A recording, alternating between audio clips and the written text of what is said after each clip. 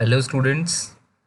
So let's move ahead in our next section in the chapter solutions and colligative properties. तो पिछली class में जैसे कि हमने पढ़ा था अपना एलिवेशन इन बॉइलिंग पॉइंट, ठीक है. So today we are going to discuss about the depression in freezing point. Okay, so this is another colligative property which depends upon the number of particles of the solute. So as you know that freezing point, this is the temperature at which the solid and the liquid state of a substance, they have the same vapor pressure. So in case on the graphical scale, as you can see, you have on your y-axis vapor pressure, on your x-axis you have the temperature. तो initially जब हमारे पास pure solvent होता है, ठीक है, उसका vapour pressure high होता है and this interacts with the vapour pressure of the solid at this particular point, ठीक है. बट जब हम उस पर सॉल्यूट ऐड करते हैं तो जैसे हमने कहा there is a relative lowering of the vapour pressure. तो वेपर प्रेशर कर्व का लोअर होने की वजह से this now interacts at a lower point with the curve of the vapor pressure of solid, and that is why there is a depression in freezing point represented by delta TF. ठीक है.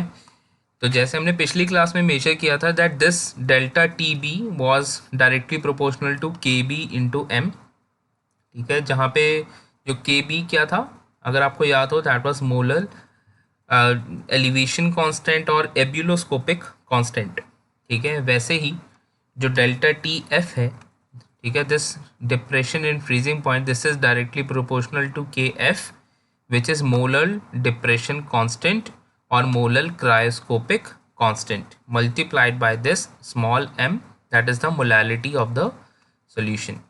So similarly as in the previous case we can also determine the molecular mass of the solute using this formula. ठीक है, formula remains the same चाहे वो elevation in boiling point हो या फिर आपका डिप्रेशन इन फ्रीजिंग पॉइंट, ठीक है. देयर यू हैव के बी, हेयर वी हैव के एफ, ठीक है, your molar depression constant. So this is formula is Kf into W2 into 1000 divided by delta Tf into W1. W2 is the mass of the solute, W1 is the mass of the solvent. ठीक है. So this formula you will use to determine the molecular weight of the unknown solute. तो इसको अगर हम relate करें thermodynamically, ठीक है, तो पहले जैसे हमने क्लॉसियस क्लेपेरॉन इक्वेशन का यूज़ किया था वहाँ पे for vapour liquid equilibrium we have this equation ln p1 by p2 is equals to lv by r t minus t0 by tt0. यहाँ पे जो lv था that was the molar latent heat of vaporization of the solvent, ठीक है. तो ये था हमारा वेपर लिक्विड इक्विलिब्रियम में जो हम जहाँ हमने एलिवेशन इन बॉइलिंग पॉइंट की यूज़ करा था तो हमने ये इक्वेशन यूज़ करा.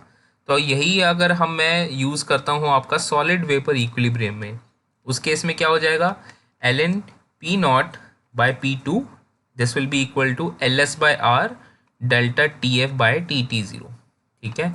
अब यहाँ पे जहाँ मेरा molar latent heat of vaporization था, ठीक है, लिक्विड वेपर इक्विलिब्रियम में, तो सॉलिड वेपर में क्या हो जाएगा ls which is the molar latent heat of sublimation, ठीक है. अब हमें जो चाहिए that is the vapour solid equilibrium, ठीक है. तो हम क्या करेंगे we will subtract equation 1 from 2. You will see that this will give you ln p0 by p2 minus ln p1 by p2. This will be lv by r into delta tf by tt0 minus ls by r delta tf by tt0, ठीक है. अगर इस division को मैं subtraction में convert कर सकता हूँ and here you can see this ln p2 this will cancel out this factor, ठीक है. सिमिलरली वी कैन सिंप्लीफाई और right hand side as well we have lv by r minus ls by r. So we can reduce it to this one, ln p2 gets cancel out, so we are left with p0 minus ln p1, ठीक है.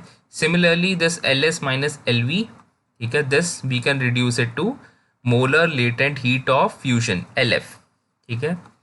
तो हमने sublimation और vaporisation के curve को हमने fusion के factor में कन्वर्ट कर दिया, ठीक है। So here again, since if we consider it to be a dilute solution, your t is nearly equal to t0, hence this can be reduced to t0 square. Similarly, we can now simplify this equation as in the case of previous one. मेरा जो left hand side है, जैसे हमने elevation in boiling point के case में इसको simplify किया था आपके relative lowering of vapour pressure में, सेम केस हम यहाँ फॉलो करेंगे. So we can reduce it to this equation, and we also know that this relative lowering of vapor pressure, this is equal to W2 into M1 by W1 into M2. So using these two expression, we can equate it as W2 into M1 by W1 into M2.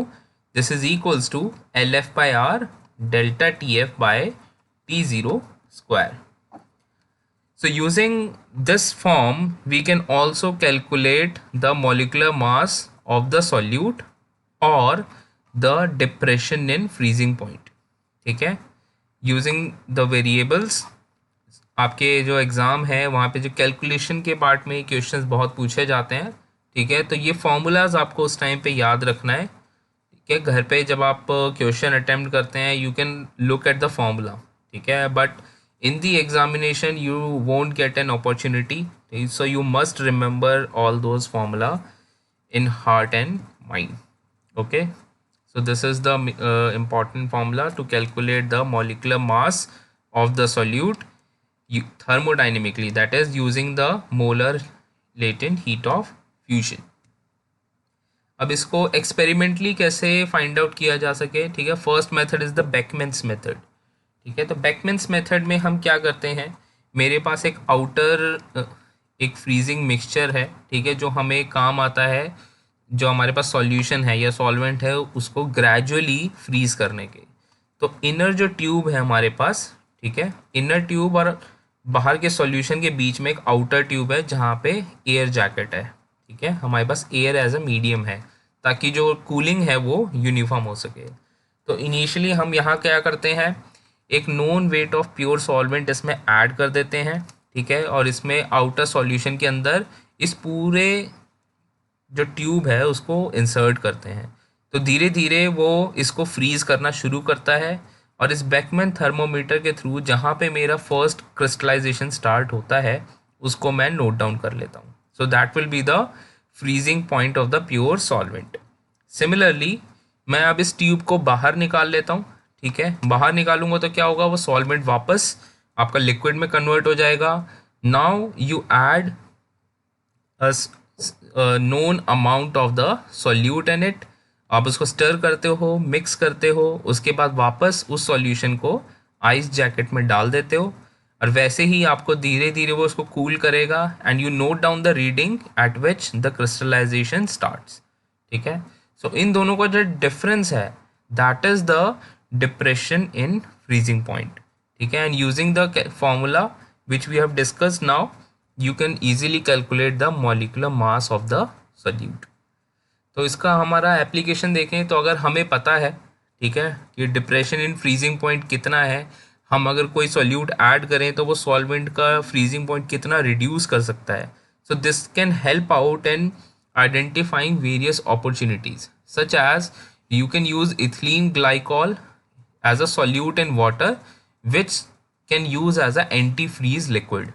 हमारे आपने देखा होगा गाड़ियों में आगे जो fan के आगे हमारे पास इंजन को ठंडा करने के लिए आगे एक फ़ैन के ऊपर लगा होता है जहाँ पे आप सॉल्यूशन ऐड करते हैं, ठीक है. तो अगर आप वाटर ऐड करेंगे तो उसका फ्रीजिंग पॉइंट आपको पता है कितना है, बट अगर आप इथिलीन ग्लाइकोल ऐड करते हैं so this can further lower the freezing point of the water, ठीक है, ताकि वो इवेपोरेट ईजिली ना कर पाए, ठीक है, और वो आप कूलेंट की तरह उसको यूज़ कर सकते हैं.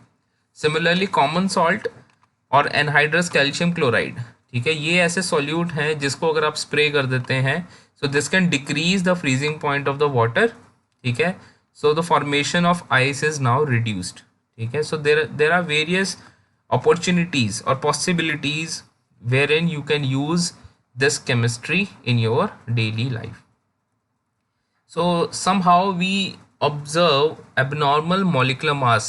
ठीक है, हम कई बार ऐसा होता है कि हमने सर्टेन क्वांटिटी ऑफ सॉल्यूट लिया है, बट एक्चुअली में हमने जो प्रॉपर्टी एक्सपेक्ट की थी वैसी वो प्रॉपर्टी नहीं आती। ठीक है, so that difference is due to the association और dissociation. Some solutes they associates and that is why they show a different phenomena in solution, such as in this case।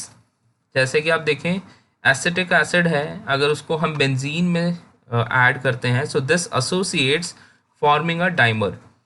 Acetic acid में जो hydrogen है, this can forms a weakly hydrogen bonded system with another acetic acid molecule and this whole dimer acts as a single molecule. ठीक है, तो association से अगर हम ये नहीं एक्सपेक्ट करते तो हमें लगता है कि हमने जो 1 मोलर सॉल्यूशन है, ठीक है, तो that many particles are there, but actually this is a 0.5 molar solution because this is forming a dimer.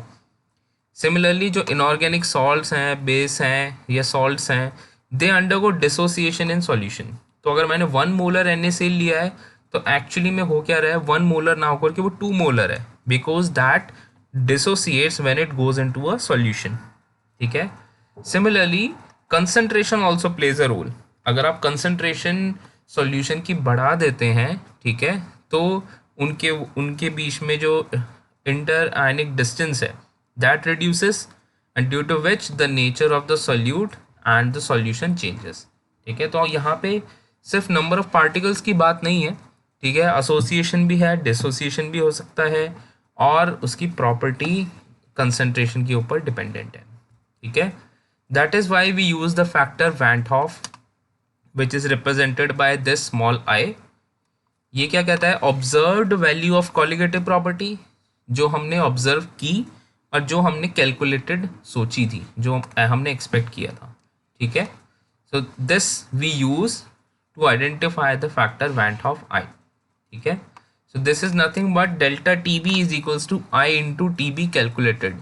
मैंने ऑब्जर्व कितनी करी बट और कितनी कैलकुलेटेड आई। ठीक है, तो इसको दोनों को रिलेशन क्या है, you multiply the factor वैंट of I into the calculated one. ठीक है, similarly for freezing point also you can use this same calculation, for osmotic pressure you can use this same calculation. So in case of association, suppose if you have n times of particle A and they are forming an association like this, ठीक है, and let us assume that x is the degree of association, therefore the total number of associated molecules that becomes A will be equal to 1 minus x। ठीक है, जितने associate हुए उसको हम minus कर देते हैं टोटल जो हमने डाला है उसमें, so that becomes the undissociated one. ठीक है, तो total number of associated molecules AN, this will B x by n, and total number of effective moles. Effective moles की मेरे पास एक्चुअल में पार्टिकल्स कितने हैं, मैंने 1 मोलर क्वांटिटी यूज़ करी, बट एक्चुअली में क्या हुआ, कुछ मॉलिक्यूल इसमें से एसोसिएट कर गए 1 minus X, plus there are some associated molecules. ठीक है, x बाय n। ठीक है, so you have your factor I will be equal to 1 minus x plus x by n, this is the effective moles। ठीक है, divided by 1, जैसे हमने कहा observed divided by calculated। ठीक है, एक्चुअल में कितना हुआ, so this is how you can simplify this equation further, you can use the factor of I will be mc by mo।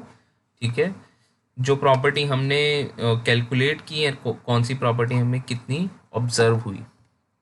Similarly, you can use this formula, your x, to calculate the degree of association x, m0 minus mc by mo into n by n minus 1। ठीक है, you can use this formula as well to calculate the value of x। जैसे अगर हम इस case में देखें, suppose we have added a salt. ठीक है, मैंने 1 मोलर सॉल्ट ऐड किया, ठीक है, तो उसमें से कुछ पार्ट है वो डिसोसिएट कर गया Na plus and Cl minus में। So x is the concentration of the ions which is dissociated and 1 minus x जो undissociated रह गए, तो टोटल क्या हुआ 1 minus x plus x plus x, so that becomes 1 plus x, x will cancel out here and this becomes 1 plus x। तो van top factor क्या हुआ कि एक्चुअल कितने मोल्स थे हमारे पास ठीक है, ऑब्जर्व हुए 1+x, और कैलकुलेटेड जो मैंने सोचे थे कि मैंने 1 मोलर ऐड किया था, ठीक है। सो योर आयोटा और went of factor I, this becomes 1+n-1x, ठीक है। So you can use either of the two formula, या तो आप वेंट ऑफ फैक्टर उनसे कैलकुलेट कर सकते हो, या आप उनके पर्टिकुलर जो मॉलिक्यूलर मास है आपने कैलकुलेट किए हैं, कितना ऑब्जर्व हुआ है, इन दोनों से कैलकुलेट कर सकते हो।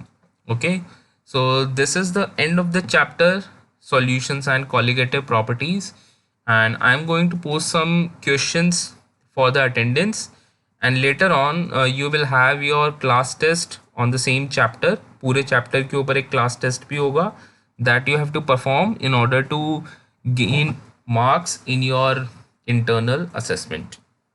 All right, so thank you so much, and all the best.